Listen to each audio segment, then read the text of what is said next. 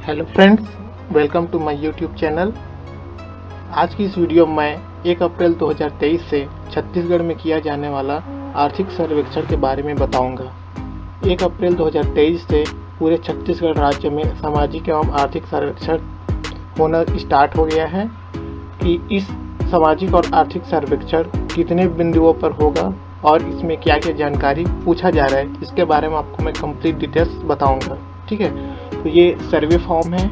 तो यहाँ पर सबसे पहले ये ऑफलाइन सर्वे फॉर्म है, ऑनलाइन मोबाइल ऐप के द्वारा होगा। उसके लिए अब मैं एक और अलग वीडियो बना दूंगा कि मोबाइल ऐप से कैसे सर्वे में जानकारी मांगा जा रहा है, और ये ऑफलाइन फॉर्म है। ठीक है, तो यहाँ पर सबसे पहले पंजीयन नंबर है, ये देख रहे हैं, ये सबसे पहले यहाँ पर पंजीयन नंबर है।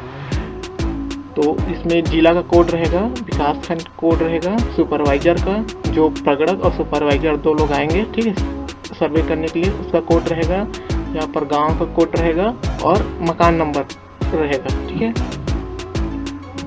उसके बाद इसमें सबसे पहले वाले ऑप्शन में पता, यहाँ पर सबसे पहले वाले ऑप्शन में दिया है पता।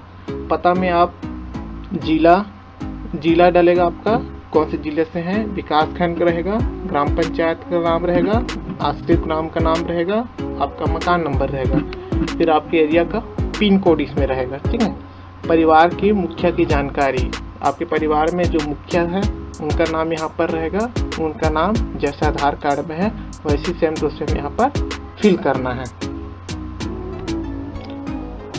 नाम डालने के बाद आधार नंबर यहाँ पर डालना है। ठीक है, यहाँ पर जो सुपरवाइजर या प्रगणक आएंगे सर्वे करने के लिए, उसके द्वारा ये फॉर्म भरा जाएगा। तो ये आधार नंबर का जानकारी मांगा जाएगा, महिला पुरुष जेंडर के बारे में पूछा जाएगा, आयु के बारे में पूछा जाएगा, कितने वर्ष का है, यहाँ पर मोबाइल नंबर पूछा जाएगा, परिवार का कोई भी एक सदस्य का यहाँ पर मोबाइल नंबर देना रहेगा। ठीक है, मोबाइल नंबर के बाद परिवार के मुखिया की शैक्षणिक योग्यता भरा जाएगा कि निरक्षर है कि साक्षर है, अगर साक्षर है तो कितना है, 5वीं पास, 8वीं pass, high school, higher secondary, graduate है, पोस्ट ग्रेजुएट है, या कोई प्रोफेशनल योग्यता रखता है। प्रोफेशनल मतलब पेशेवर, डॉक्टर, वकील, ठीक है, ये सबको प्रोफेशनल बोला जाता है। मुखिया की रोजगार की जानकारी पूछा जाएगा, क्या काम करता है, कृषि कार्य करता है या सेल्फ एम्प्लॉयड है, शासकीय नौकरी में है, निजी नौकरी में है, मजदूरी करता है या फिर बेरोजगार है। उसके बाद चौथे बिंदु पर प्रधानमंत्री आवास योजना के बारे में पूछा जाएगा कि आपका आवास, प्रधानमंत्री आवास योजना आपका लाभ आपको मिला है या नहीं मिला है। अगर आपको प्रधानमंत्री आवास स्वीकृत है तो यहाँ पर हाँ भरेंगे, नहीं है तो नहीं भरेंगे। ठीक है, यदि आपको आवास स्वीकृत है तो कितना राशि आपको आवास के लिए मिला था उसकी जानकारी देंगे। उसके बाद 5वें बिंदु पर अन्य सूचियों के क्रमांक, ACCC 2011 क्रमांक, ये सूची जो सर्वे करने आएंगे उनके पास पहले से रहेगा। ये सूची क्रमांक आप उसके चार्ट से देख करके फिल करेंगे। फिर दूसरा है प्रधानमंत्री आवास स्थायी प्रतीक्षा सूची, इसका भी क्रमांक इसमें पूछा जाएगा। आवास प्लस सूची क्रमांक, ये भी पूछा जाएगा।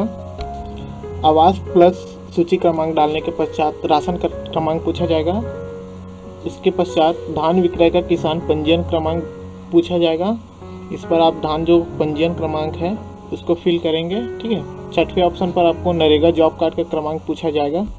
6ठे बिंदु पर परिवार के सदस्यों की जानकारी पूछा जाएगा। ठीक है, आवश्यक होने पर अतिरिक्त कागज जोड़ लें। जैसे आप एक परिवार में यहाँ पर 4 सदस्यों तक का कॉलम दिया गया है, अगर 4 से अधिक सदस्य है तो इसमें अतिरिक्त कागज उसका जोड़ लेने के लिए बोला गया। ठीक है, तो इसमें पहले दिया है जानकारी के प्रकार में नाम, जैसे आधार कार्ड में नाम है वैसे यहाँ पर जानकारी देना है।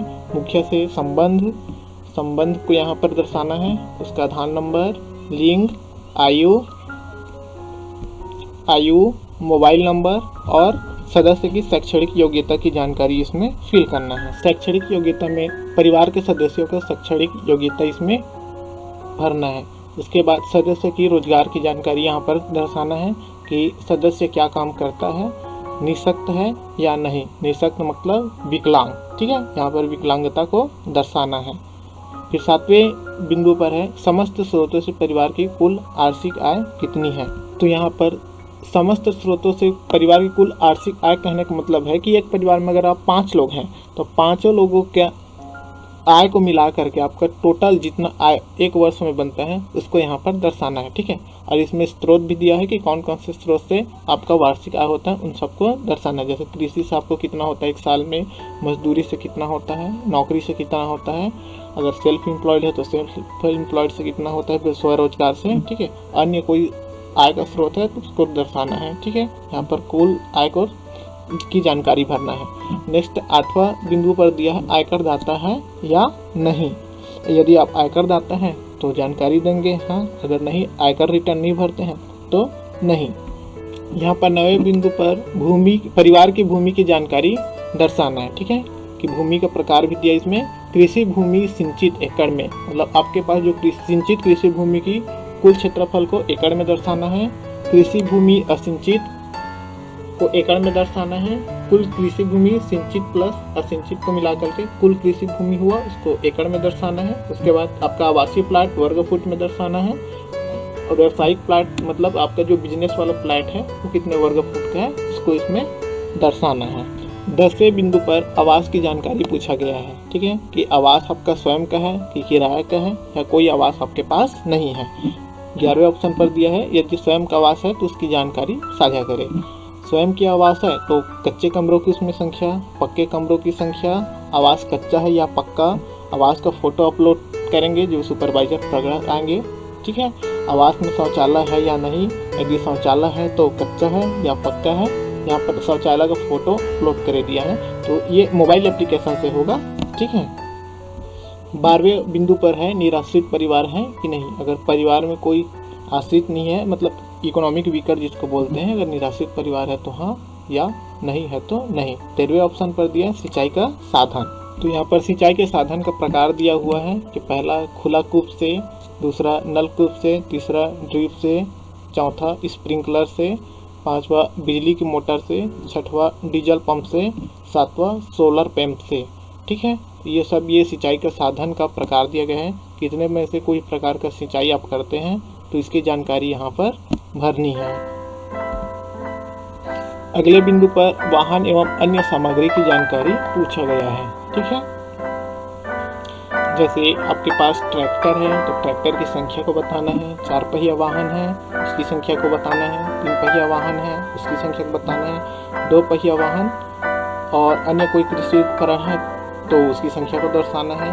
कि आपके घर में टीवी है, फ्रिज है, कि एयर कंडीशनर है, एयर कंडीशनर मतलब कि एसी है, ये सब की जानकारी और कितनी संख्या में है इसको यहाँ पर भरना है। नेक्स्ट बिंदु पर घरेलू ईंधन की व्यवस्था के बारे में पूछा जाएगा कि लकड़ी का यूज़ करते हैं कि गोबर के छल्ले यानी छेना का, उपले यानी छेना का, हीटर से, कि कुकिंग गैस का उपयोग करते हैं, ठीक है। कुकिंग गैस की जानकारी पूछा जाएगा। उसके बाद कि आपका सामान्य कनेक्शन है या उज्ज्वला कनेक्शन है। सामान्य कनेक्शन मतलब ये पर्सनल कनेक्शन से करें कि आपको गवर्नमेंट स्कीम से मिला हुआ है। अगर सामान्य कनेक्शन है तो पिछले वित्तीय वर्ष में कितने बार रिफिल कराए हैं, कितने बार गैस लगवाए हैं। उज्ज्वला कनेक्शन है तो पिछले वित्तीय वर्ष में कितने रिफिल कराए हैं, कितने बार आप गैस सिलेंडर को भरा, इसकी जानकारी यहाँ पर पूछा जा रहा है, ठीक है।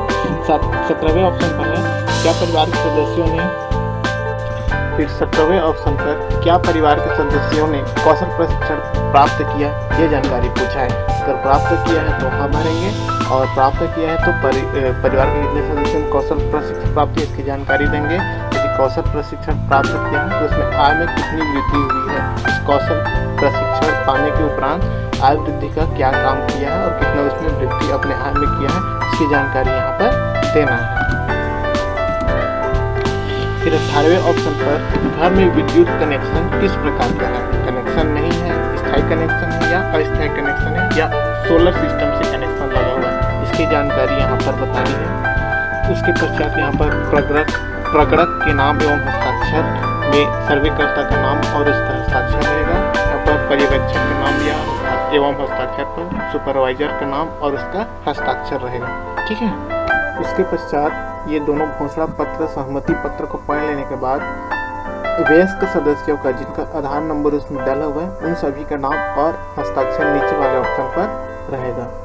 तो आप इस प्रकार से देख सकते हैं कि 1 अप्रैल 2023 से सामाजिक आर्थिक जो सर्वे हो रहा है उसमें कुल 18 बिंदुओं पर जानकारी मांगा गया है। तो आप इस वीडियो की सहायता से पहले से ही जो डॉक्यूमेंट्स लग रहे हैं, जो जानकारी इस फॉर्म में पूछा गया है, उसको एकत्र करके रख सकते हैं, ताकि जब भी आपके यहाँ कोई प्रगणक या सुपरवाइजर सर्वे करने पहुँचे तो आप तुरंत उसको जानकारी प्रदान कर सकें। ठीक है, धन्यवाद। इस वीडियो में बस इतना ही। अगर वीडियो अच्छा लगा हो तो वीडियो को लाइक, शेयर, सब्सक्राइब ज़रूर करें।